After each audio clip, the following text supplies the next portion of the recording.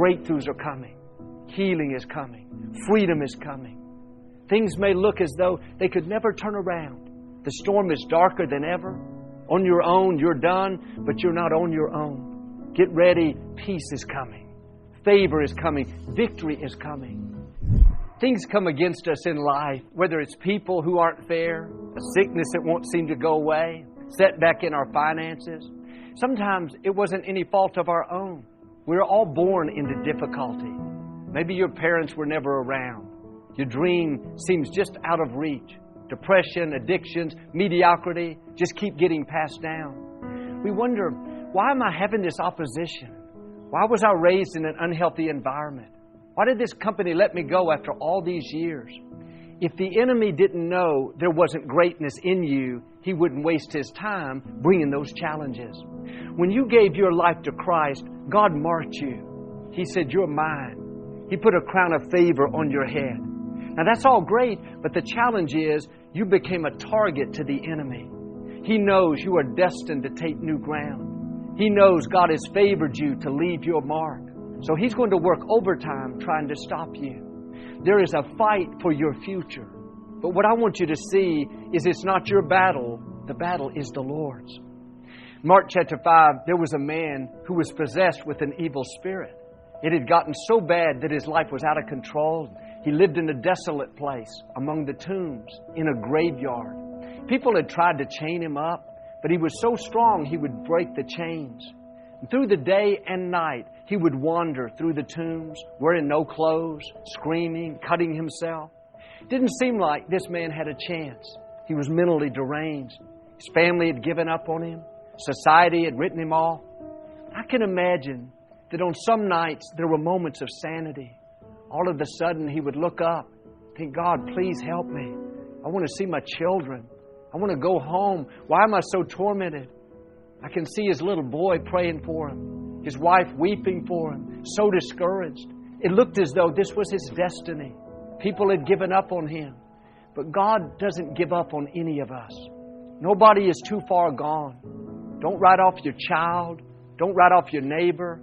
Don't write off your cousin. It may seem like they're too bad, too addicted, too depressed, too sick, too off course.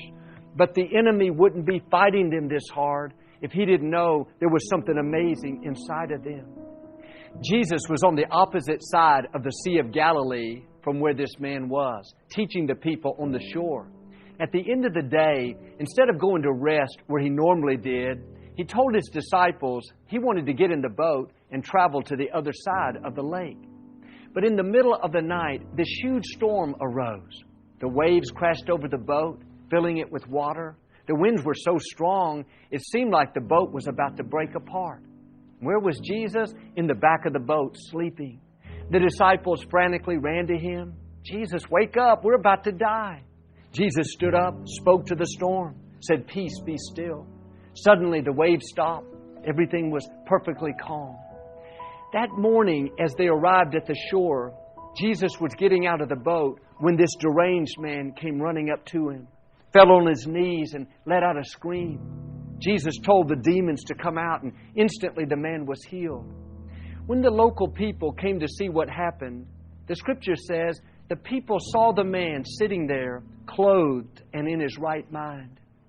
What's interesting is that when Jesus was on the boat headed toward this man, the huge storm that arose wasn't random. That wasn't just an act of nature, just a coincidence. That was the enemy trying to stop Jesus from getting to this man. You would think the enemy would have been satisfied that the man was possessed, out of his mind, cutting himself. Surely this man was no threat. He could never do anything great. But no, the enemy knew, despite all he had done to this man, despite the turmoil, all the confusion, all the cutting, this man still had greatness in him. He still had a purpose to fulfill. When the enemy saw Jesus crossing the lake, he thought, I've got to stop him. I have to keep him from reaching the shore. The enemy may send the storm of opposition. Looks too big. Don't worry. God controls the winds. He overrides every negative force. Those winds that are trying to keep you from your destiny, God is speaking to them right now. Breakthroughs are coming. Healing is coming. Freedom is coming. Things may look as though they could never turn around. The storm is darker than ever. On your own, you're done, but you're not on your own. Get ready. Peace is coming. Favor is coming. Victory is coming. Like this man, you're going to see God override what's trying to stop you. The man who was deranged, he didn't know that Jesus had spoken to the winds. He didn't know there was a huge storm, that Jesus had gone to great lengths to get to him. He just saw Jesus show up on the shore. You don't know all the storms the enemy has sent to try to keep God from getting to you. You don't know how many times God has said, peace be still. That's my son. That's my daughter. They're going to fulfill their destiny. I'm going to break the chains. I'm releasing healing, freedom, abundance to move them into their purpose. God has been fighting for you, pushing through forces of darkness, calming the storms, crossing lakes just to get to you. In the Scripture, when Moses was born, Pharaoh had put out a decree that all the male Hebrew babies would be killed. Pharaoh was afraid the Israelites were getting too strong. They would eventually overthrow the Egyptians. Not only that, it was prophesied that Moses would deliver the Israelites out of slavery. It's no coincidence that Moses was born into adversity, born with forces against him. It wasn't anything he had done. It wasn't because of his poor choices, but from his birth, the enemy was trying to stop him. Moses' mother hid him in the house for 3 months until he was too big. She thought he would be found and killed. So she put him in a basket coated with tar and pitch and put it among the reeds along the Nile River. It just so happened when Pharaoh's daughter went out to bathe in the river, she heard the cries coming from the basket. Opened it up, couldn't believe it.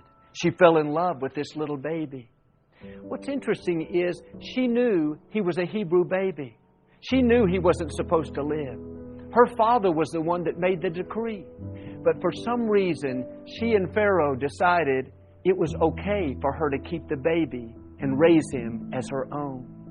When God is fighting your battles, things will happen that don't make sense. When He says, peace be still, storms that look impossible will calm down. Quit believing those lies. You've had too many bad breaks. Too much come against you. It's too late. There's no storm so strong that Jesus can't calm it. No giant so big that He can't defeat it. No fire so hot that He can't step into it and bring you out. There's no lion so hungry that he can't close his mouth. And there's no Pharaoh so powerful that he can't change his mind. Nothing can cancel God's plan for your life. At TBN, our mission is to use every available means to reach as many individuals and families as possible with the life-changing gospel of Jesus Christ. Thank you for helping make the gospel of grace go around the world. Without you, we couldn't do it. God bless you.